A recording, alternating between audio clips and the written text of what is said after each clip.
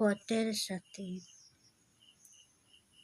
পরমেশ্বরের চরণে নিজেকে যে সমর্পণ করে, পরম মঙ্গলময় প্রভু নিজেই তাহার সকল ভার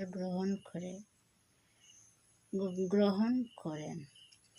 তোমার জীবন ভগবানের জন্য, মরণ ভগবানের জন্য, সুখ ভগবানের জন্য, অসুখ ভগবানের জন্য, চেষ্টা ভগবানের জন্য, বিশ্রাম ভগবানের জন্য। সবই যদি ভগবানের জন্য হয়, তাহলে ভগবান নিজেরই গরজেই তো যাহাতে মঙ্গল হইবে তাহা করিবেন। সংসারের দুঃখ দেখিয়া সংসারকে শত্রু ভাবিও না। ভগবানই দুঃখের রূপ ধরিয়া তোমাকে তাহার প্রিয় সঙ্গ দিতে আসেন।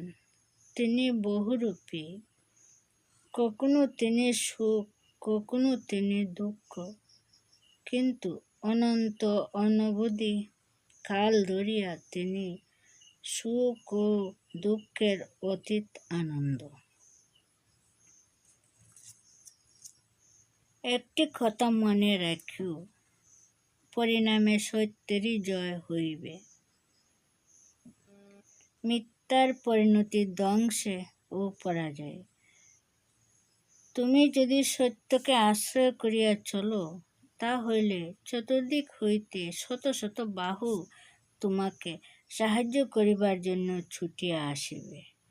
নিঃস্বার্থ জীবহিত যাহার লক্ষ্য, ভগবান নিজ হাতে তাহার সকল প্রয়োজন মিটাইয়া দেন। ইহা কাব্যের কাহিনী নহে, দর্শনের জল্পনা নহে, ইহা সত্য। সেবা বুদ্ধি লইয়া চলো, সহযোগের অভাব হইবে না।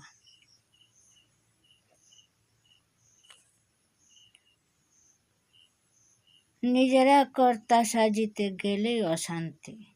সেবক সাজিয়া কাজ করিলে কাজও ভালো হয়, চিত্তেও আত্মপ্রসাদ আসে। আত্মপ্রসাদের দাম কোটি কোটি মুদ্রার অপেক্ষা বেশি। তোমরা প্রকৃত সম্পদ আহরণের জন্য চেষ্টিত হও, বৃথা কর্তাগিরি করিতে গিয়ে পদে পদে হতবুদ্ধি হইও না।